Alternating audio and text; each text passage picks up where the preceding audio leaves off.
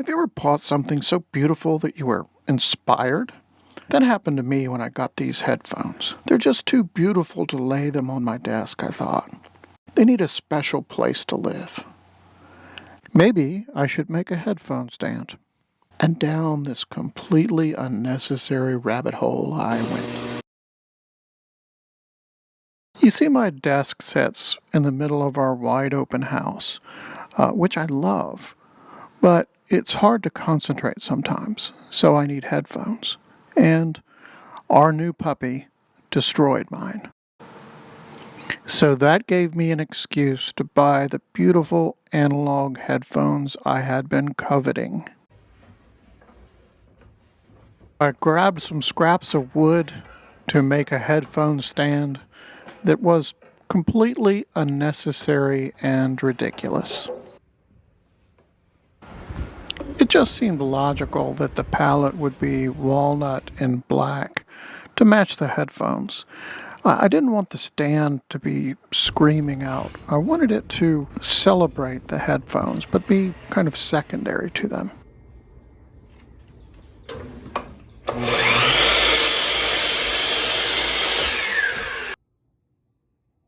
So each stand will be made of 4 parts, 3 boards and 1 dowel. I'll be making 4 stands because, well, I had 4 scrap dowels.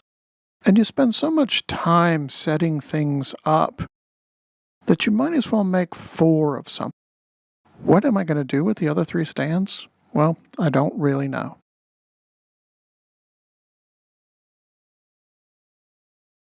But I need to go back to the beginning. Before I did any of this stuff, of course, I started by sketching options and ideas. And then I made prototypes. I know, it seems like overkill for a headphone stand. The idea was it would have kind of a V shape, similar to the V shape of the headphone band. And it would have circles, similar to the earpieces. But it was clearly too tall. The bottom was a little flimsy, and the top was unresolved. I thought maybe a dowel would be better. On the second prototype, I went dowel crazy. I thought 3 dowels would be kind of cool. But ultimately, this was just too geometric. It was just a thing that was screaming out, and it didn't seem as much like a stand. The truth always seems to be in the middle. My old headphones were great. They were Bluetooth, rechargeable, cordless, with noise canceling mode, and even other modes I never really understood. By the way, if you want to drill a really clean hole, and it took me a while to figure this out, drill it from both sides. I often think you can't have too much glue, but you clearly can. After I screw something up, I just have to fix it. My old headphones were convenient because I didn't have to take them off when I got up from my desk. They weren't particularly beautiful, and I was always forgetting to turn them off, so they always seemed to need recharging when I wanted to use them. Okay, this is the insert a crude joke part of the program, but I haven't found a better way to sand a dowel. I've been thinking about how we're so often convinced that convenience is what we want out of life, and that new technology will provide that convenience. I want better life experience more than I want convenience, I think. And if that means I have to take off my headphones to get up from my desk, maybe that's okay. With my screw-up finally fixed, I could move on with the rest of the build.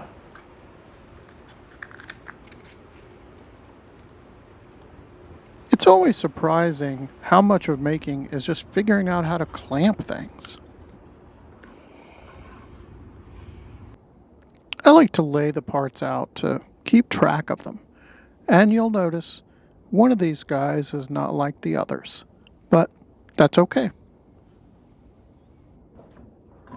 I need a nice square edge to cut these down, and I'm starting to take more joy in using hand tools.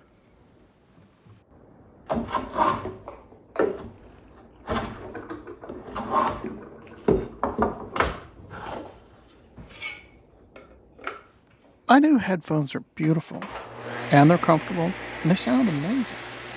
The experience of using them is much better than the old ones. I just had to remember that having a cord is not a big deal. By the way, I'm not sponsored by the makers of these headphones. I'm just telling a story. The best way to get two glued up boards flush is to cut them after you've glued them up. And by the way, I'm not trying to make these two boards look like one with grain match or anything else. I like the fact that you can tell it's two boards glued together. It just seems more authentic that way.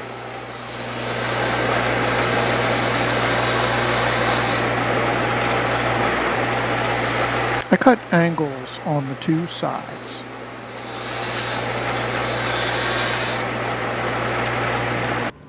And then I cut a dado out of the base for the vertical board.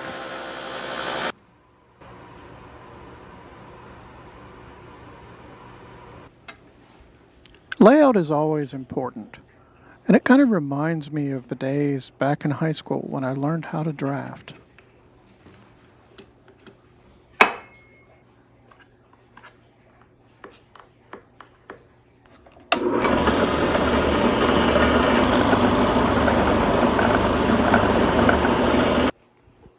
I used 3 screws to assemble the stands, 2 from the bottom that are hidden, and 1 on the top that gives me a wonderful little black dot, a third circle at a different scale. Using screws, I can mark exactly where the angles need to be, and then take the piece apart to cut them.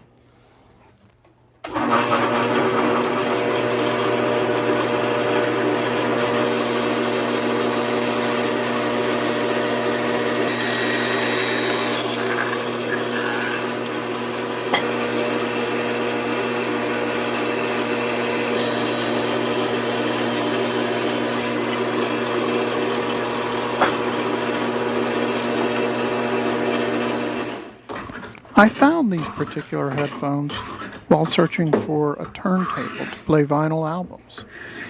This was part of my growing desire to become more analog, simpler, more present. Choosing to physically put an album on a turntable, then placing the needle on the album and listening to the songs in the order the artist intended is a completely different experience.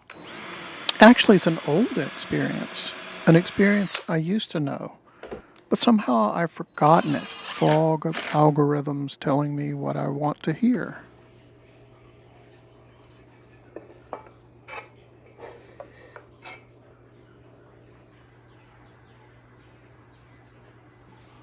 Again, figuring out how to clamp things is half the battle.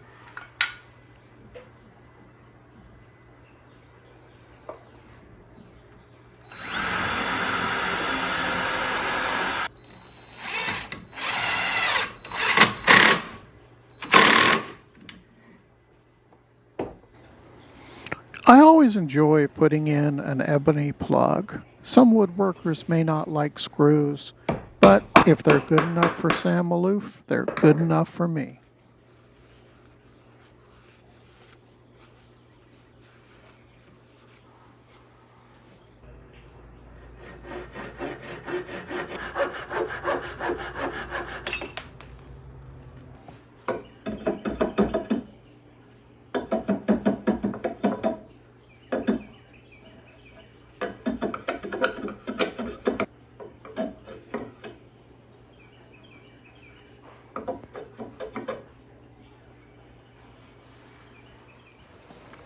The desire to become more analog led me to buy these beautiful headphones. And that led me to build this beautiful headphone stand. And maybe that led me to make a better video. I know it's all sort of silly stuff, but life is really just a bunch of silly stuff.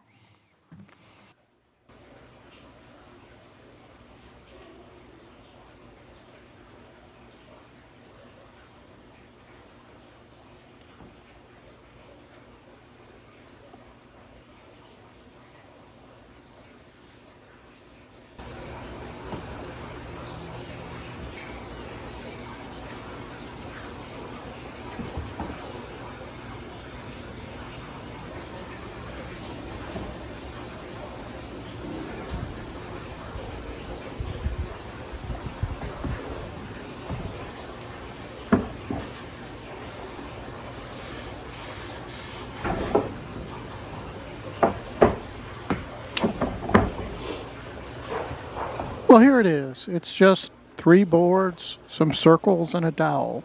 But I think it fits the headphones, and I think it's pretty cool.